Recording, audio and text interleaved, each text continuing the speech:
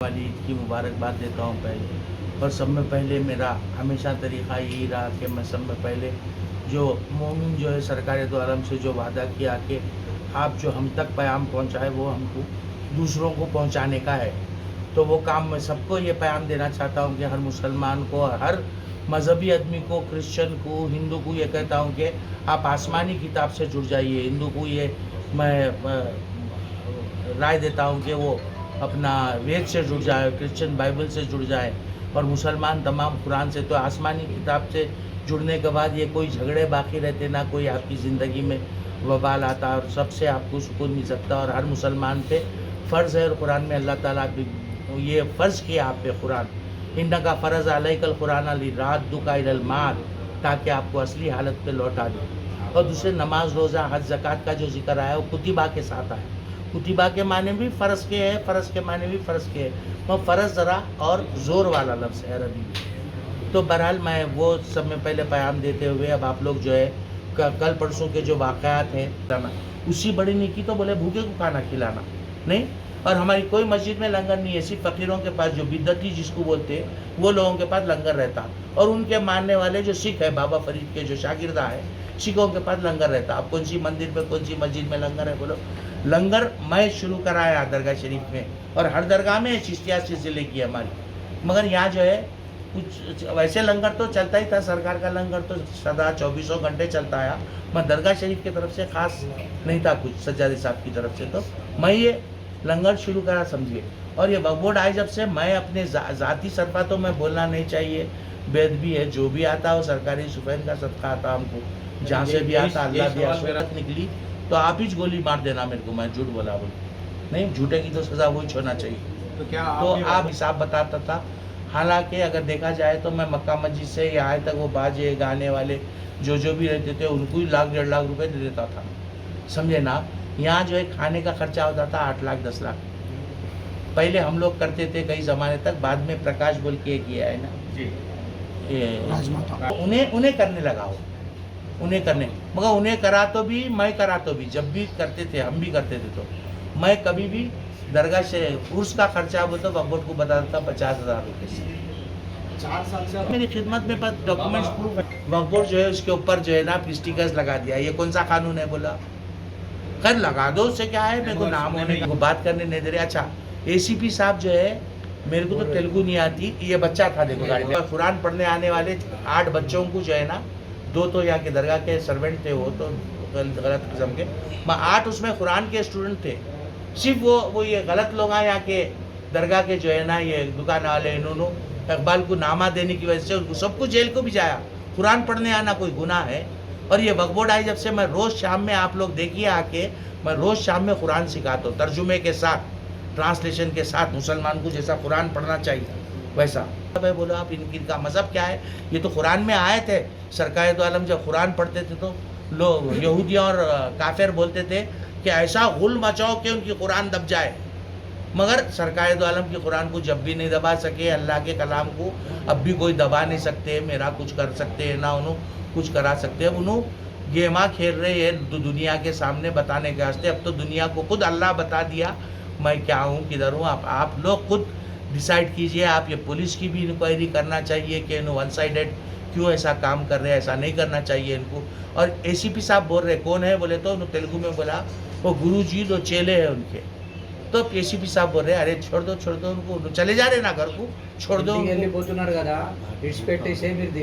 सब गवाह है कि क्या मेरे साथ हो रहा। शुरू से वक्फ बोर्ड या लेने के जब से जो है, शुरू में मेरे दरगाह हर चीज़ जो है कैमरे तोड़ के, ये बोलिए आप, ये गवर्नमेंट बॉडीज़ का काम है, कैमरे पूरे तोड़े वक्फ बोर्ड वाले, और ये दरगाह के जो शोधे किस्म के लोग थे उनको मिला के वक्फ बोर्ड जो है काम करिए, पूरे गलत किस्म के राउडी शीटर्स को मिला के कैमरे तोड़े मेरे। मैं 55 कैमराज लगाया था। वो CCTV किस लिए थे? ज़ायरीन के आने की सहूलत के लिए थे। मेरा कुछ फ़ायदा थोड़ी था उस CC कैमराज लगाने, मेरा फ़ायदा मेरे घर में लगाने से है, मैं दरगाह में लगा के मेरा क्या फ़ायदा हो सकता। बड़ा उनके दिल में क्या था, शुरू से मेरे साथ ज़्यादती हुई और अभी भी हो रही है, आप लोग देख रहे हैं हर लम्हा। मैं तो, मेरे पास जो है हाई कोर्ट का ऑर्डर होने के बावजूद उन लोग वक्फ बोर्ड वाले, पुलिस वाले सब ये बोल रहे कि हाई कोर्ट का ऑर्डर नहीं वो करते, उसके बावजूद मेरे को झेले में रोका गया मैं एक आम आदमी के जैसा शरीक होने के लिए जा गया। मैं हमेशा यही बोला कि ठीक है भाई, आप लोग तौलियत से हटा दिए वो रहना, मेरे पास सज्जादगी का ऑर्डर है, मैं रस्म भी अदा कर सकता हूँ, मगर आप लोग बोल रहे हैं आप मुँह ज़बानी तौर पे कि सज्जादे से भी हटा दिए, तो ठीक है मैं वो भी मान लिया। मैं बोला ठीक है, मैं एक ज़ायरीन के जैसा सरकार के उर्स में मैं शरीक नहीं हो सकता। और ये सारा हैदराबाद गवाह है कि मैं यही बोल रहा था। मैं आप पूरी आपकी मीडिया मौजूद थी वहाँ मक्का मस्जिद में। मैं आए जब मेरे को रोक दिया गया वहाँ गैर कानूनी तौर पे।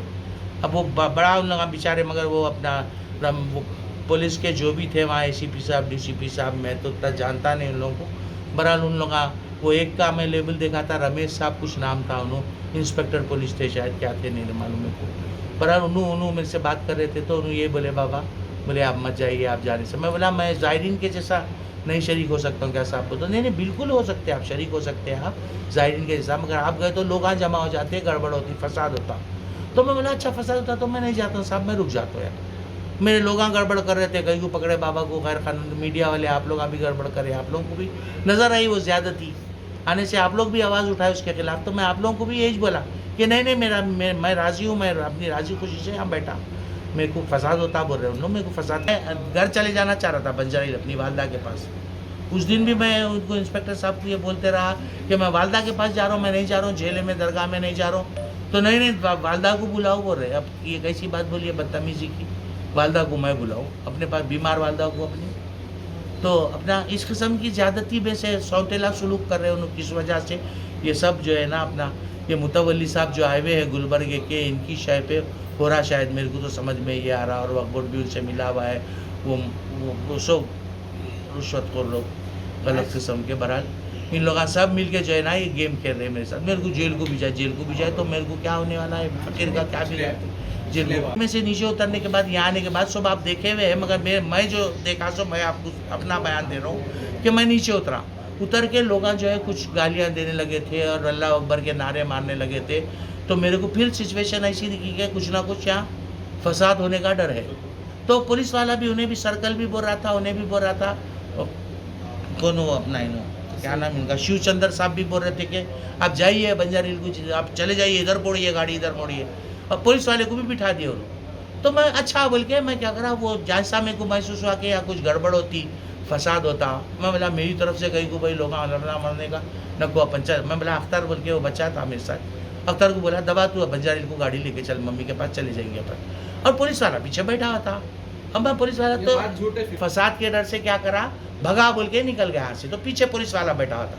पुलिस वाला बात जो है बोलते जा रहा, उसको सर्कल को बोलते जा रहा कि अपना यहाँ इनू यहाँ है, इनू यहाँ है।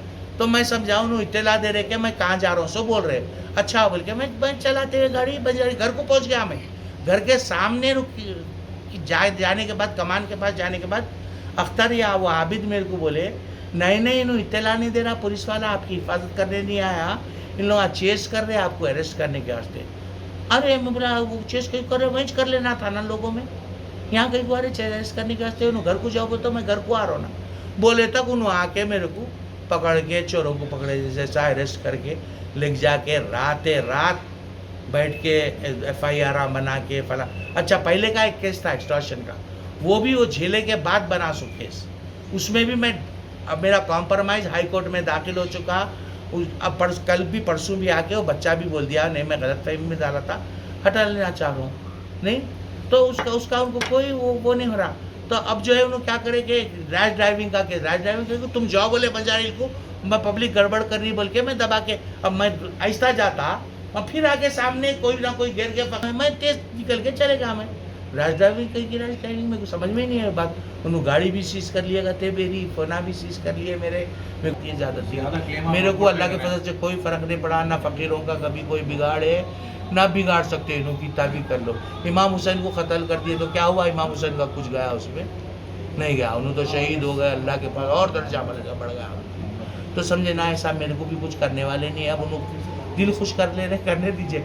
मगर मैं इसलिए आप लोगों के सामने बोल रहा हूँ कि मेरे साथ हुआ मैं बर्दाश्त कर लेता हूँ, इससे ज़्यादा करने दीजिए उन लोगों को। मगर ये हर मासूम के साथ कई ऐसे सज्जादे हैं जो पढ़े लिखे नहीं, गरीब लोग हैं जिनकी दरगाह में कोई आमदनी नहीं है, उनके बाप दादा की दरगाह है, उनके बाप दादा की जायदाद है। तो अब वो गरीबों वक्त बोले तो अल्लाह की बोलते, इनको समझ में नहीं आया। नहीं अरे क्या आप क्या बोला इकबाल, ये 6 एकड़ 14 गुंठे अल्लाह की, नहीं वो सरदार बेग साहब की 8 एकड़ अल्लाह की, शाह महमूद साहब की 9 एकड़ अल्लाह की। चलिए 9 एकड़ 8 एकड़ ये अल्लाह की है, बाकी की किसकी है? उसके बाप की, मेरे बाप की। किसकी है बोला? अरे मैं बोला बेवकूफ़, तू समझा ही नहीं, ये तमाम अल्लाह की है। ये वक्फ जो है ये अल्लाह की तरफ से गरीबों के लिए अल्लाह खुद दे रहे आप, ये गरीबों को खर्च करने के लिए अल्लाह के नाम पे, क्योंकि अल्लाह हुक्म दिया खैरात करो, इसलिए आप कोई चीज़ वक्फ कर दे। और वक्फ करने के लिए शरीयत में 2 गवाह रहना, हलाल की कमाई रहना है। ज़मीना कब्ज़ा करके, इनके घर पे कब्ज़ा करके, उनकी दरगाह चढ़ के सज्जादे बन जाना, ये सब नाजायज़ है इस्लामी तौर पे। जब चारमीनार पे आप आम आदमी के जैसा मैं शरीक नहीं हो सकता हूँ क्या? तो इन लोगों मेरे को दरगाह में नहीं आना बोल के रिस्ट्रिक्शन लगा रहे, जबकि मेरे बाप दादा, मेरे 8 पुश्त दफन है दरगाह में, मेरे बाप की कब्र मेरे घर के सामने है, तो मैं बाप की खबर पे नहीं जाना है? कौन सा कानून के तहत रोक रहे मेरे को? आप लगा हुआ हूँ, अपनी कोशिश मैं कर रहा हूँ बराबर। मैं कोशिश रिश्वत खिला के है, मैं अल्लाह वालों को बोलता हूँ, मेरी कोशिश ये है, फ़र्क यही है। मैं वो बोर्ड पॉलिटिशियंस को बोलने से रहा, मैं अपना हर चीज़ जो है ना सरकारी बेच चुका, मेरे को किसी से कोई ताल्लुक़ नहीं है, उनसे ताल्लुक़ है। उन्होंने जब मेरे को चाहेंगे मैं यहाँ बैठूँगा, जब उठा देंगे मैं चले जाऊँ।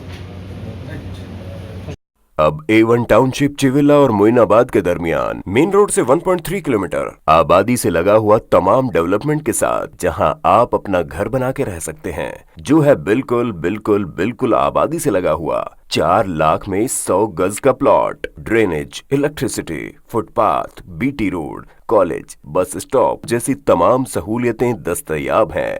आपका ये छोटा सा इन्वेस्टमेंट आपका और आपके बच्चों का मुस्तकबिल बदल सकता है। मजीद मालूमात के लिए हमें कॉल करें। Address pillar number 235 opposite fishers department, Rajendra Nagar, Hyderabad. Contact 7799603838 है तो यहाँ पर रेड कलर का सब्सक्राइब बटन दिख रहा है, उसे क्लिक करें और हमारे चैनल को सब्सक्राइब कीजिए और साथ ही साथ बेल आइकन को भी क्लिक कीजिए, जिससे आपको ताज़ा अपडेट मिलती रहे।